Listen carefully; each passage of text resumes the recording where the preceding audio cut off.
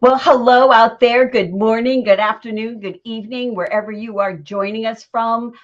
Thank you so much for being here. We know that everyone is busy and we appreciate you being here with us. So please do say hi in the comments so that we know that we are live and everything is going well, and tell us where you're joining from. We will be able to see your comments here in the studio. So, without further ado, let's get going.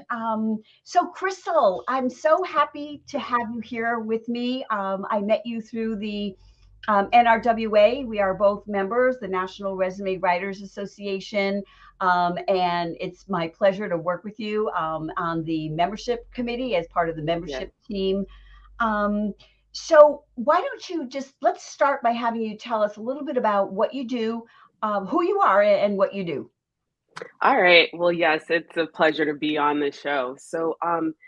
I am Crystal Johnson, like she said. I'm the founder and owner of Johnson Consulting Services LLC. So I am based in the Washington D.C. area. So specifically McLean, Virginia, but I'm pretty sure a lot of people don't know where that is, but Fairfax County. I started Johnson Consulting Services about 3 years ago. And the time has flown by because I'm having fun and learning so much, and I'm just making people happy. And that's ultimately what I really want to do for my clients. So I focus on resumes, cover letters, and LinkedIn profile optimization. So that's how I ended up being in the group with Annette and finding so many wonderful and talented resume writers because we're always trying to improve our skills. We never settle for what we already know. We're just always trying to take it to the next level. Yeah, that's a little bit about me in You my know, business. I agree with you. It is really nice to have a tribe that you can go to for support, and that's one of the things being part of an organization does give you. Particularly, we are both fond of the NRWA, Yes.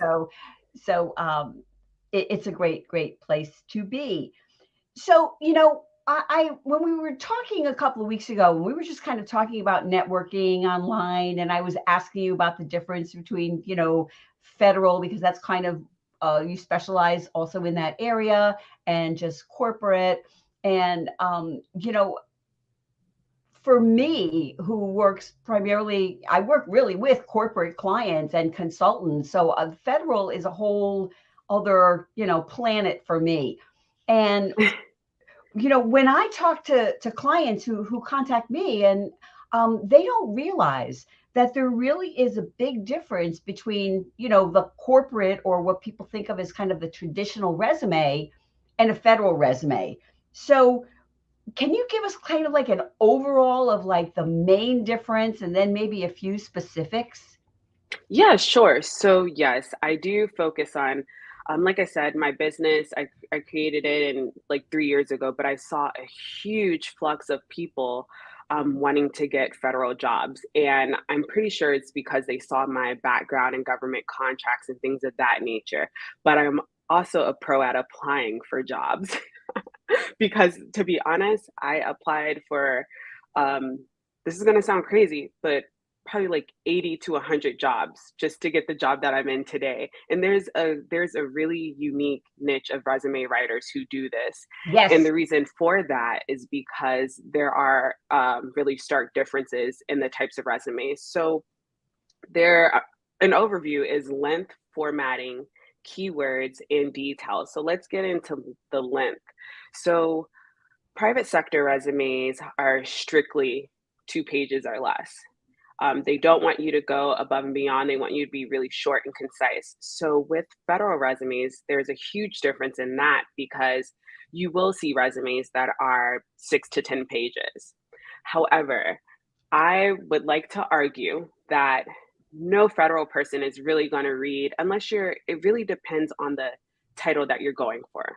If you're going for a SES position, which is a senior executive position, you will probably have a 10-page resume. However, if you're going for a position like a HR specialist or contract specialist, your resume is probably going to be a little shorter. So I would keep it to those 2 pages, but still be super detailed. So that gets us into the formatting. So private sectors, they're really into utilizing the resume format super strategically. So a functional resume or a combination resume. So it gets to the point. So with federal resumes, you're using the chronological order. That's the one that that's your go-to when you're writing a federal resume.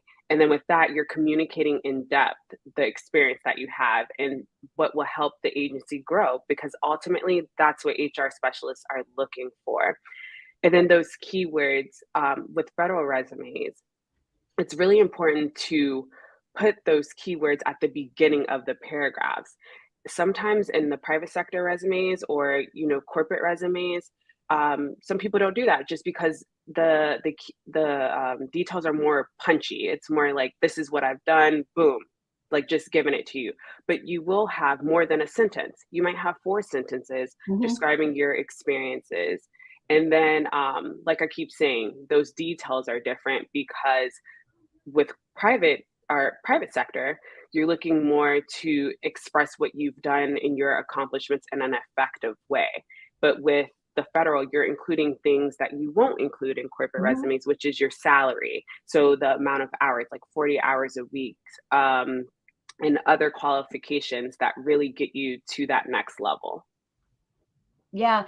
It sounds as I'm listening to you that, that whole difference about the details. I know with, corporate, or say private sector resumes, it's all about being brief and being concise and, just using the minimal amount of words for this sort of the job description and focusing primarily more on the achievements. And it sounds like the federal is more of a combination, or maybe just focusing even more on the details and less on the achievements. So it's very performance based. So what you want to show, for example, let's take a contract specialist position. You would want to detail how much money you saved. What percentage did you increase cost savings and things of that nature? That's what federal jobs are really looking for.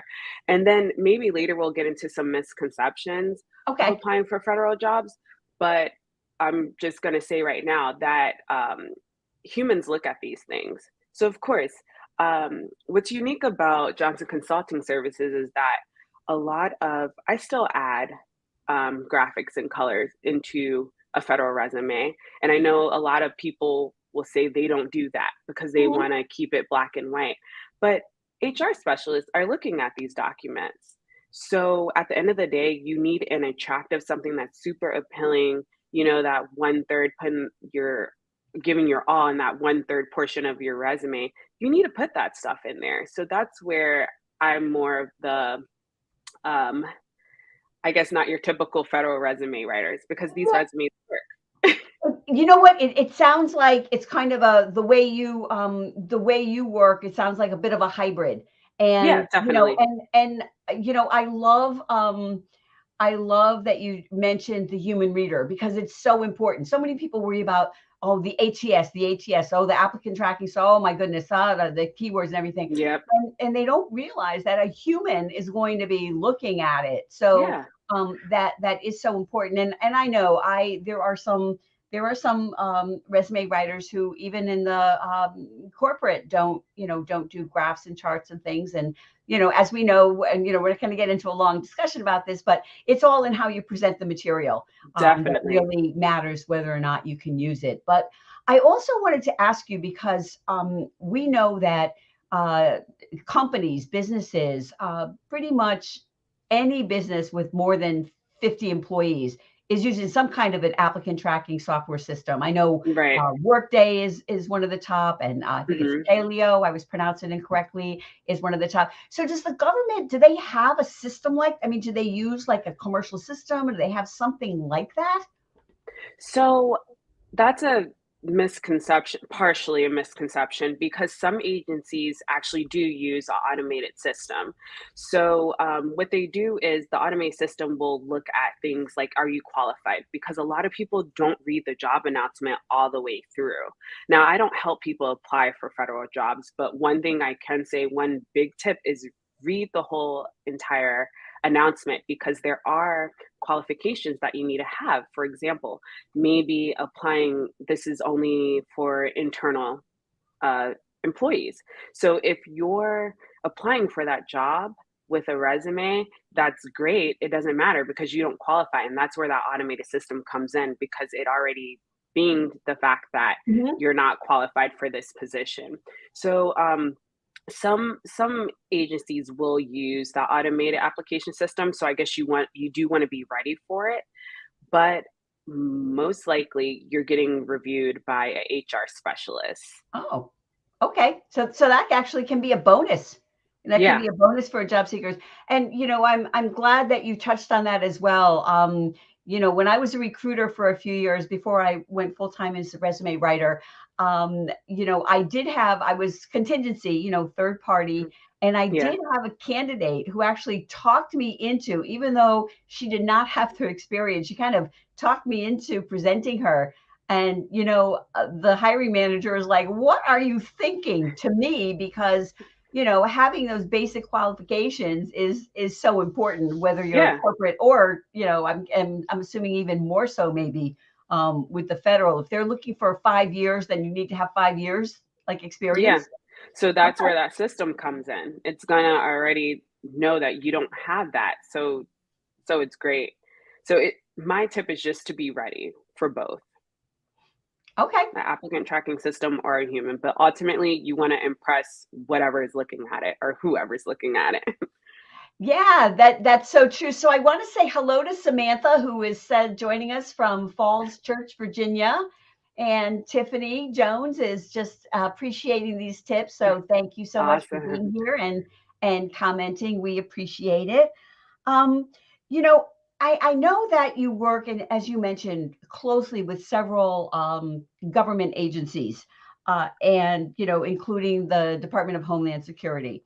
And when it comes to the interview process itself, can you tell me, what is the biggest misconception that people who have always worked in corporate just have about the whole sort of hiring process, that they go in thinking one thing and it's totally something else?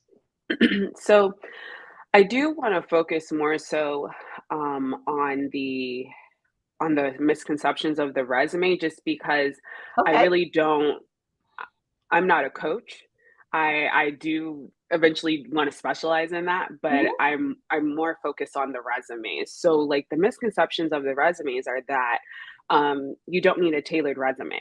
And that's a total misconception, because like we just said, actual HR people are manually reviewing these things and they're getting forward to people higher than that hiring manager so that you can be invited to an interview. So you really, excuse me, you really want to tailor your resume, and then the applicant tracking system. Of course, that's a total misconception as well that we discussed. And then one that people may not think about much is that people say, "Oh, you can't work for the government if you have a criminal record," and that's false. There's tons of people with criminal records who work for the government. However, there are exceptions to this. So, for example, if you committed treason or something like that, of course, that's a lifelong ban. But if there's something that, there's certain crimes that I probably won't get into. This could be like a whole podcast or live, to be quite honest. But there's a number of years that you can't work for the government if you have committed a crime. So just don't write off the government just because you have a criminal background. Look at those exceptions and make sure that you can apply for them. And that goes with reading the whole announcement in its Mhm. entirety. But Yeah, those are some big ones. well, that's really an important point, and that is just a misconception about just applying the whole hiring process. That Yeah, that there are. It sounds like a lot of things. Kind of, it depends. There are some things that even though people think this rules me out, it may not. right. Yep. Right. Okay. But I So. guess just because it's the federal government, people Mhm. automatically think, "Oh, I have a misdemeanor. I can't apply." And it's like, there's probably tons of people in the government who have misdemeanors. Like, no one's perfect. However, you need to really do your research. Yeah. So I also want to say hi to my friend Tina, who is here from Belgium. And she says it's so important to adapt your resume to the right industry and country. Tina is an Oh, yeah, international headhunter. So thank you so much for being here today, Tina, and for adding to the conversation. definitely. So, I know that you also work with clients who are transitioning from government to corporate. I've worked with some clients like that as well, and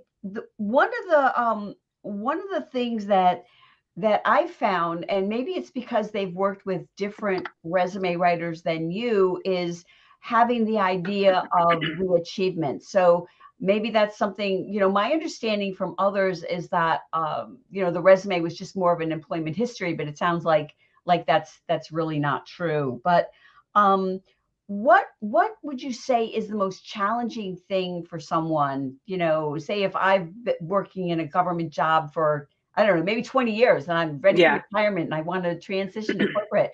What's the most challenging thing for me and like my mindset when it comes to the resume? So transitioning from government to corporate, I think the hardest thing for a job seeker is understanding that shorter is better. So you're taking this resume that has complete total detail in it and trying to shorten it down. So I think what a lot of people do, I mean, this goes for a lot of different resumes, but what people do is um, they don't know how to express their accomplishments or achievements in a strategic way. And that's where the resume writer comes in because, yeah, you're telling us this stuff, but with you transitioning, I can pinpoint what this job is looking for. And that's where tailoring comes in and things of that nature. And then also using the right resume for that private sector job.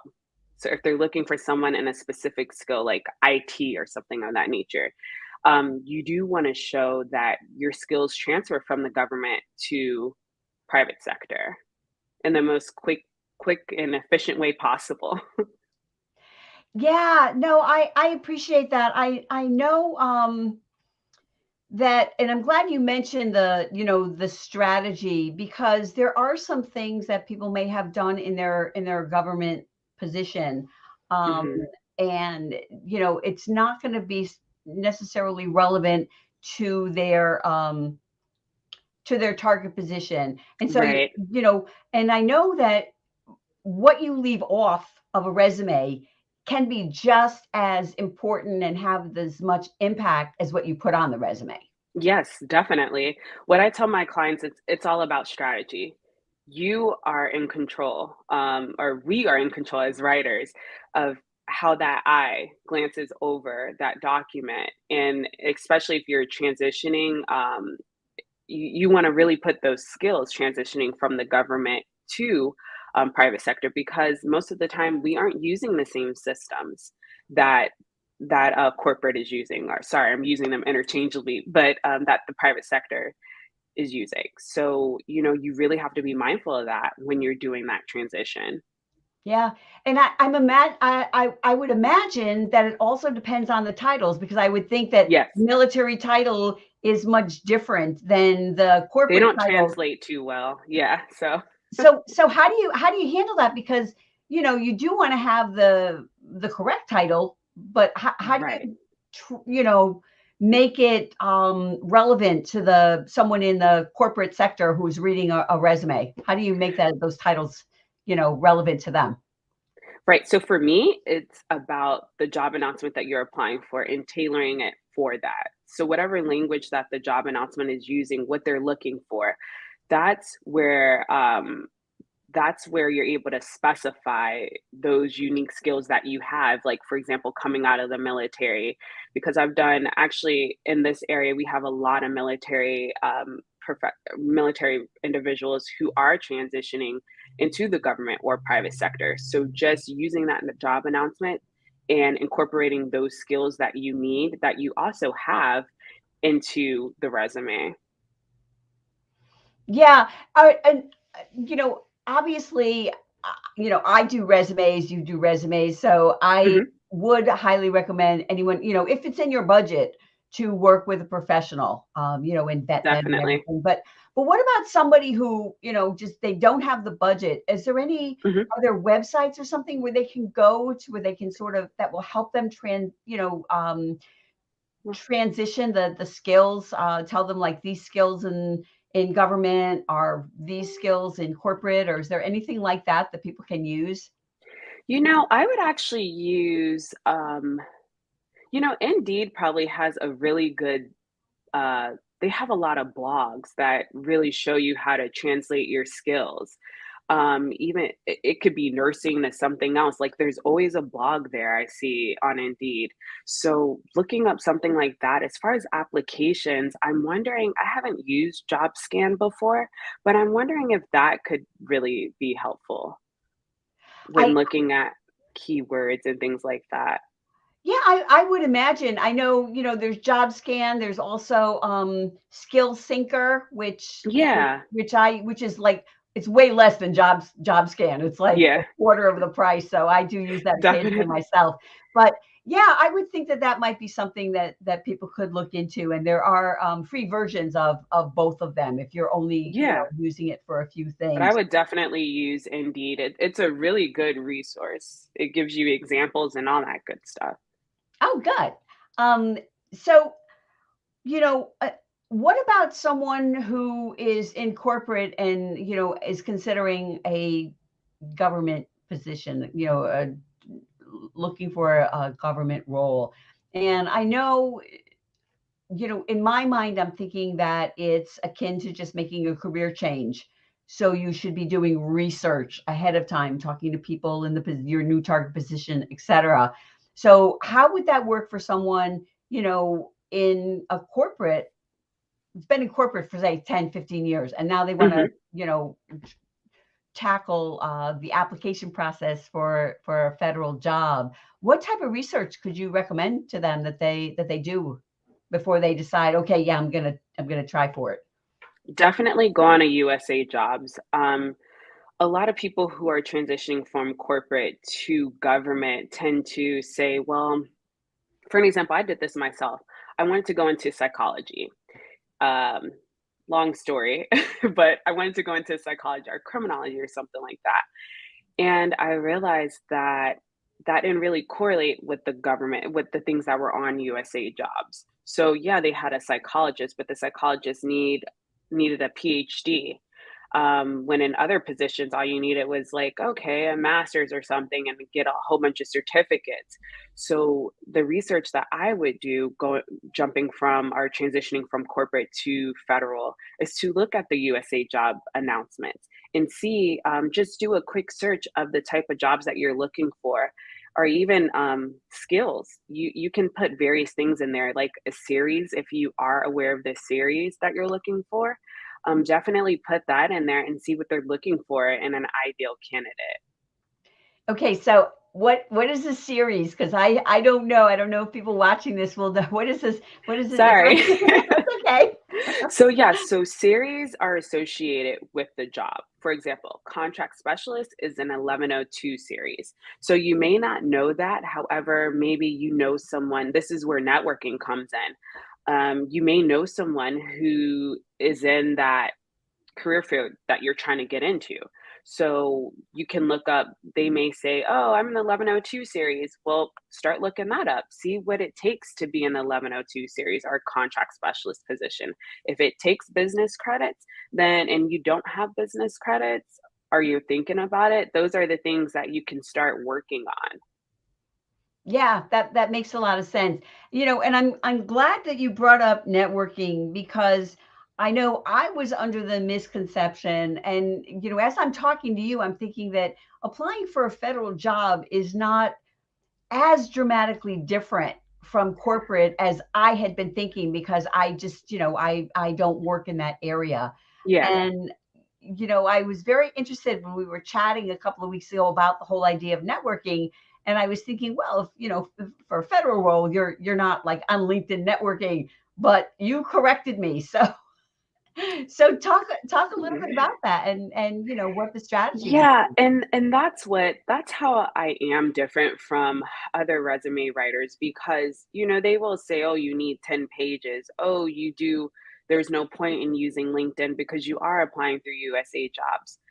But to be honest, I got majority of my jobs in my federal career from networking, whether that was, this was probably before I utilized LinkedIn like it is, but you can network on sites such as LinkedIn. For example, someone actually a couple of years back, she saw that I went to George Mason University in Fairfax, and she saw my career as a contract specialist. So what she did is she did like a quick search in LinkedIn, and then she direct messaged me and said, "Hey, I see you're an alum of George Mason, and I was wondering, are you interested in coming to DoD?" Like, and I was like, Wow. "Oh, that would be great." So, I went to the interview, I met her. And so that's why I want to break the misconception that you can't network. One of my clients, she asked, "Well, how am I supposed to network with people in the federal industry?" Well, it's easy. Just direct message them like anybody else would do. You're not talking to the recruiter, if that's what you mean. Yeah, you're not the federal agencies really don't have recruiters out there. However, you can talk to people who are in agencies that you're interested in, and also positions that you're interested in, just by shooting them a quick message or say, "Hey, I'm interested in this," because that's what it's for. That's what LinkedIn is for. And I don't think people use it to its ability, private or corporate, or Well, corporate or federal. yeah, you are blowing my mind with this really because so I would think that people in federal positions like they're not on LinkedIn, but obviously I guess they are. Yeah, yeah. I do federal LinkedIn's all the time, and especially for those who are in leadership because they do want to, have a presence on social media, on LinkedIn specifically, and they want to show that they do have those leadership abilities. And then you're also on LinkedIn, what is it called? The recommendations. People Hmm. see those things. And of course, people look up your LinkedIn in federal jobs. You have it in your job title. So of course someone may, "Oh, I wonder what their background is," or Hmm. something like that. They're going to see that. So it is important as a federal, or someone who's trying to get into the federal career field, to have that LinkedIn. And don't be afraid to network because you will be surprised by the results you'll get. Yeah, I love hearing this. I really do. I love hearing it. And Tiffany, thank you for commenting. She agrees and had to learn this, that networking is so important. And thanking you, Crystal, for that gentle reminder. Thank And you. it's really interesting. The whole idea that they don't have the recruiters, but there are people that are open to talking to you, and it's just it's really heartening to hear. I don't, I'm not going to be getting into writing federal resumes or anything, but it's heartening to hear when I have clients who are thinking of going in that direction, that a lot of the job search techniques that they've learned in the past, maybe they've worked with me or another resume writer who has taught them Hmm. networking strategies, that they can still use those things. Yeah, it's still useful. Just don't let the federal word scare you. People get very scared when they see USA jobs, or, the federal government. These are people just like in corporate. However, there are different strategies, but don't be afraid to network. Networking is key, especially in the area that I am in the Washington, D.C. area. There's tons of young professionals out here, private and federal, and just, going out to dinner and just having that conversation. It's just like LinkedIn. Just shoot somebody a quick message, You know, and you never know. I do love this conversation, and so are the people that are out there watching us right now. Tina says, such a great example of the benefits of networking on LinkedIn. It's all about building relationships. Definitely, yes. And again, I really thank you for correcting my misconception about what the whole process is. And I think without realizing it, you have shared many of the misconceptions that people have about the whole hiring process, that they, Yeah. if they should be networking, and it's not like, this big, stone building that, oh, Yeah, no. I mean, I definitely thought that prior to getting into the federal government, but honestly, um, it's not. It's not yeah. that scary. So, I looked at, I've looked back on your profile, and I see that you have been, a contract specialist for many years, working with different agencies, as I Yes. mentioned, the Department of Homeland Security. So, you did that before you started your resume business. So, what kind of prompted you to do that? Well, actually, long story short, before I was a contract specialist, so I'm a criminologist by training. Not sure Oh, if you know okay. that. No, I didn't know. So, yeah, I got my master's in criminology. So, with that being said, in criminology or any type of master's program, there's tons of writing. Um, and I quickly realized that writing was a passion of mine. I got into the government with, I think, yeah, it was an internship called Pathways. And basically, you're in school, but you're working and still getting paid. So it was an awesome internship. However, I got very bored in that internship. And then the manager actually said, "Hey, let's start training her as a contract specialist." I had no idea what that was. And so I got more into it and realized, it's business writing. So it's way different than resume writing. It's a different Mhm. type of skill, which is way different from research writing. However, um, I had been doing people's resumes for a very long time, and I realized that it brought me joy. And, sometimes you do want to have something that offsets the mundane, just you're working, I'm writing contracts. I mean, it's interesting, but let's be honest, how interesting can it be? But with resumes, it was just something different for me. Like, I really loved the fact that I was able to listen to somebody from, a quick consultation, like a 15-minute consultation, have them fill out that questionnaire and get so much information from them and see so much more potential in them than they saw in themselves. And then for them to get those interviews, it really did something to me. I really loved it. So that's how I ended up here. Yeah, I appreciate that. There's nothing like getting an email. I got a message not long ago. A former client texted me and said, "Oh, I just wanted to tell you that I've now, moved to another new job." And I went in there and they told me, "Oh, it was the best resume they ever saw, and I thank you. I think about you all the time." And it's like, oh, there Like, is that feeling nothing. is amazing, right?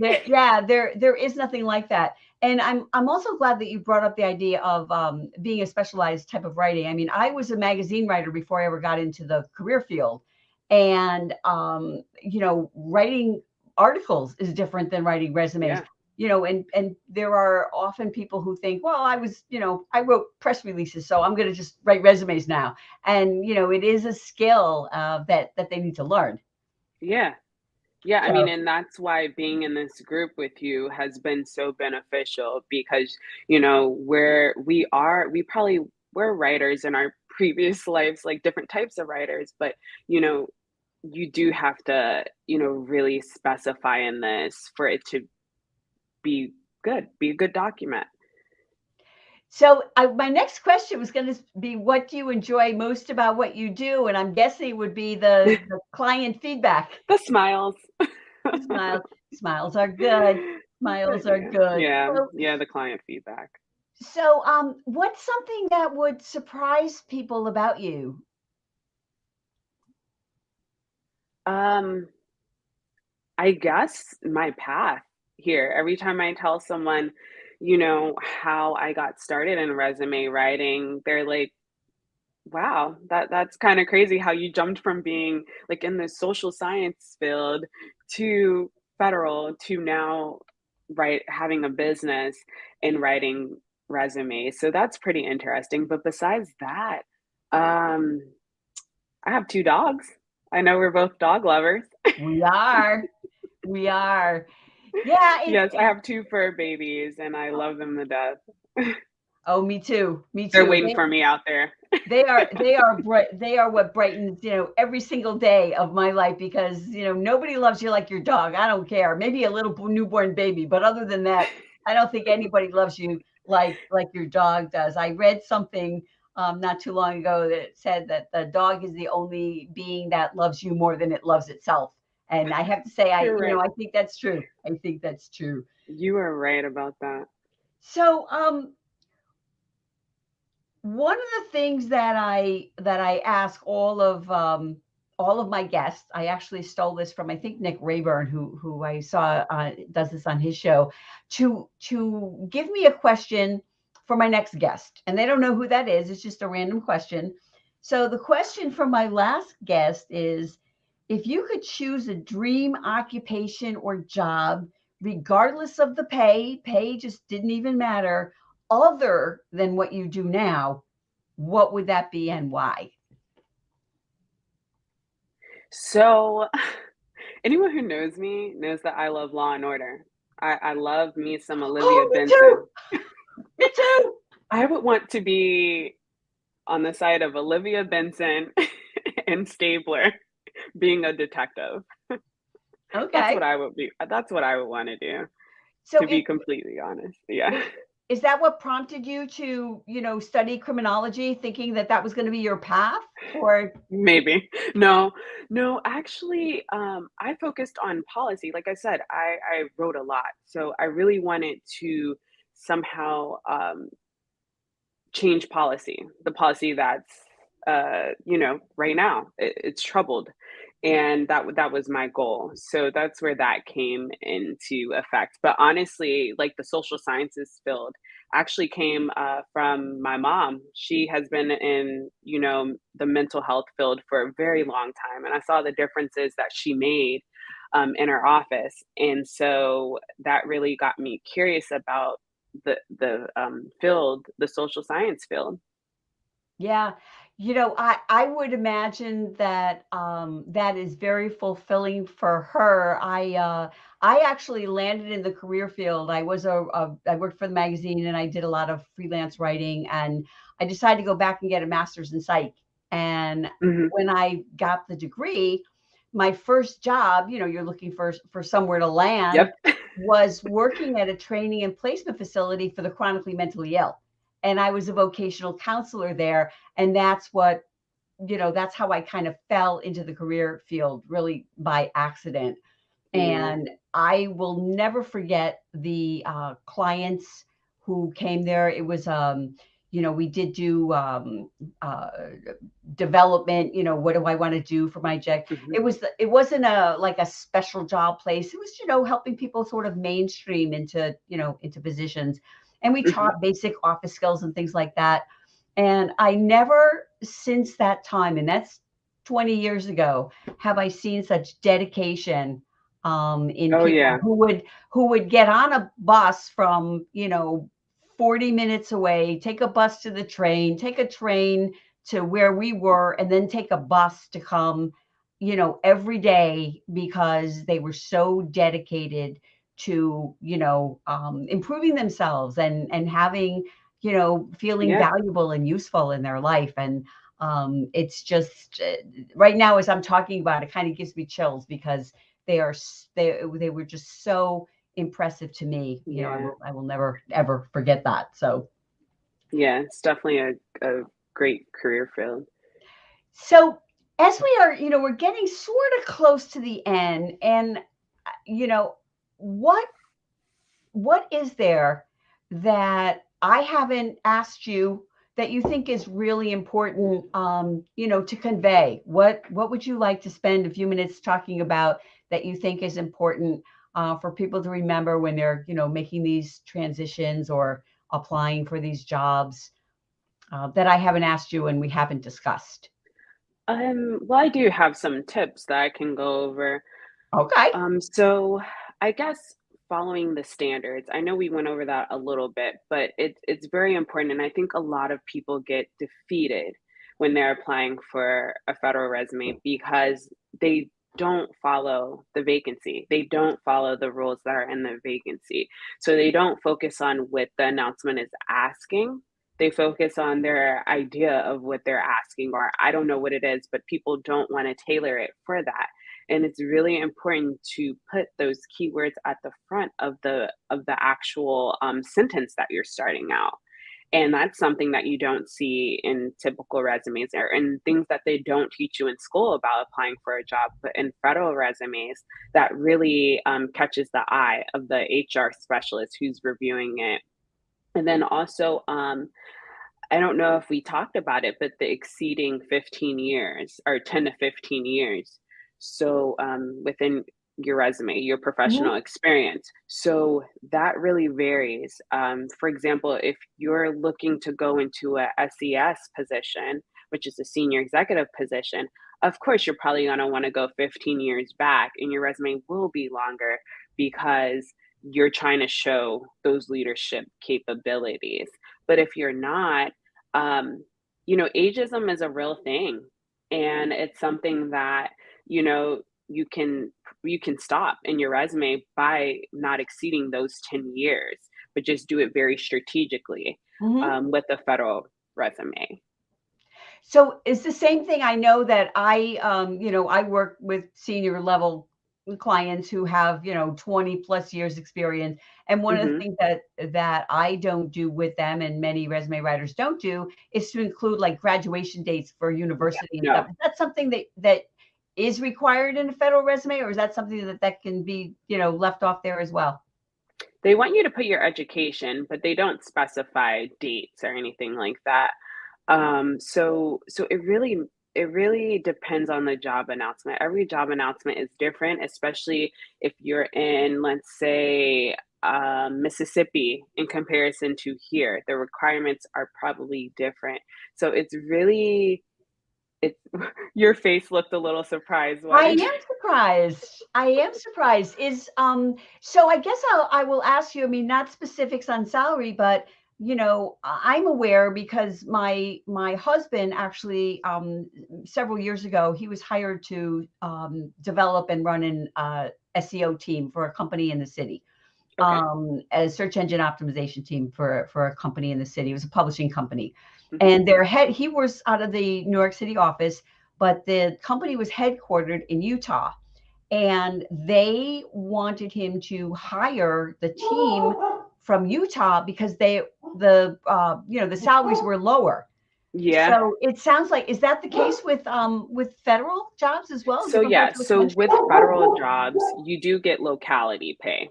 So what you make here in DC is way different from what you make in Nebraska or somewhere of Okay. that nature. And you'll definitely see that on the job announcement as well. But locality is what makes it. And then also like say for example, places like Washington DC, it's expensive to live.